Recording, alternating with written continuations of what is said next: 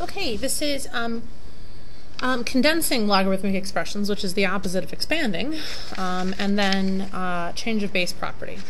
So, up till now we've only been able to find the base 10 values of our logarithmic expressions on our calculator, but today we're going to learn how to use a calculator to find any base value, so it'll be quite helpful.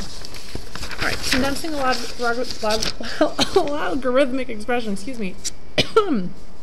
Basically, we're just applying the three properties that we learned in the previous lesson.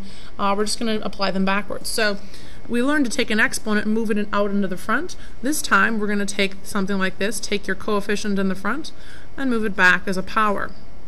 Applying the power rule just the other way around. So same thing with this 1/3. We're going to take that number from the front of the expression and move it up as an exponent on the argument. Now, the other thing that we can do here is that since these two terms are added together and they're the same base, we can condense them by using the product rule. So I can say that this is the same as the natural log of x squared times x plus 5 to the 1/3 power. And then finally, the 1/3 power can be written simply as a radical. So that's the natural log of x squared times the cube root of x plus 5. So just doing everything we did yesterday, but the other way around.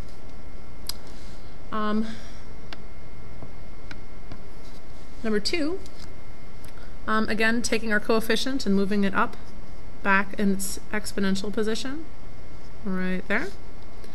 We have a log minus a log. These are base 10, it's just not written in as a 10. And we can use our quotient rule to take the log of the difference between these two things and change it into the log of a quotient, like that. So this divided by x. So it's just the quotient rule applied backwards. But it's still the quotient rule, just backwards from the way we learned it the first time, that's all. Okay. Number 3, moving these three numbers, 1/4 as an exponent, 2 as an exponent, 10 as an exponent, looks like this. So I'm applying the power rule first.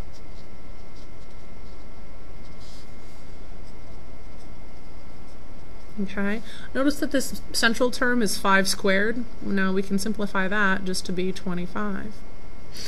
The x to the 1/4, we're going to write that as the 4th root of x. And then this one will remain the same. Y to the 10th. Now, these two together, going left to right, I'm going to apply the quotient rule, which means that if I have two logarithms of the same base subtracted from one another, that can be written as a single logarithm, and then the quotient, which is the division between the two arguments. Now, if I do that again, and you can see I can because I've got some log base b minus another log base b, it's going to look like this. Log base b of, this is going to be the top of the fraction, then it's going to be divided by y to the 10th. Now how do you simplify something like this? Well, just like you would do normal fractions, if you're taking a fraction divided by a fraction, what would that look like? Well, if I had a divided by b all divided by c, I would take a over b, and I would multiply by the reciprocal of this, which you can write as c over 1, so that would be 1 over c. So my answer would be a over b times c. So I'm going to do the same thing down here. I have the cube root of, the 4th root of x divided by 25, and then I've got y over 10, or y to the 10th over 1. So I'm going to change that to multiply. I'm going to reciprocate this fraction in the denominator, so it looks like that. So this whole thing simplifies to be the 4th root of x divided by 25y to the 10th. So I'll write that down here as my final answer.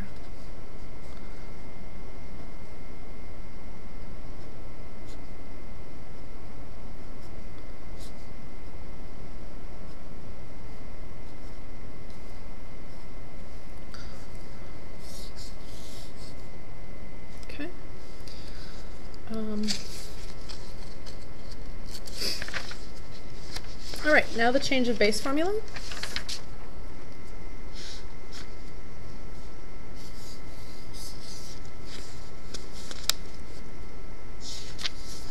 This is just a side example, or a side note to tell you what I was doing with this stuff. Okay, so the change of base basically means that if you want to find a base that's not 10 and you don't have a button on your calculator, you can do it this way. As long as your A is greater than 1, the base really doesn't matter what these are. You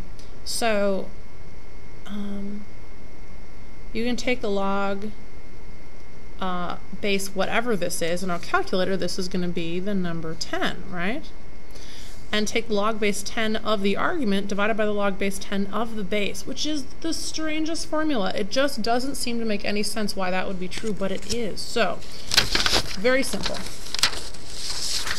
If we want to find the log base 4 of 15, we would basically say, okay, that's the same as the log of 15 divided by the log of 4. So it looks like this. Oops, sorry, my pages are a little... Yeah, 15 over 4. This is 15, that's 4, so 15 over 4. So our answer on this one would be A. So how about if I wanted to use common logarithms, that's just log, that's your common log, and I wanted to find log base 7 of 22,506. Well, all we have to do is use our log base 10 button. So we take the log of 2506 and divide it by the log of 7. So that is about 3.39898, and we're dividing that by 0.84509,804. So that gives me an approximated answer of 4.02. They didn't tell me exactly how to round it off, but I rounded it off to 2 places. Wow. Okay, now, if you want to use natural logs, you can actually do that as well, because it doesn't matter what the base is. So you could take the natural log of 2506 and divide it by the natural log of 7 and still get the same answer. Now the numbers in between are going to be different. So you get 7.826 for the natural log of 2506 and 1.9459 for the natural log of 7, but when you divide them, guess what you get? 4.02. So it's kind of it's one of the most, you know, odd formulas, but it works. I think that's my last example.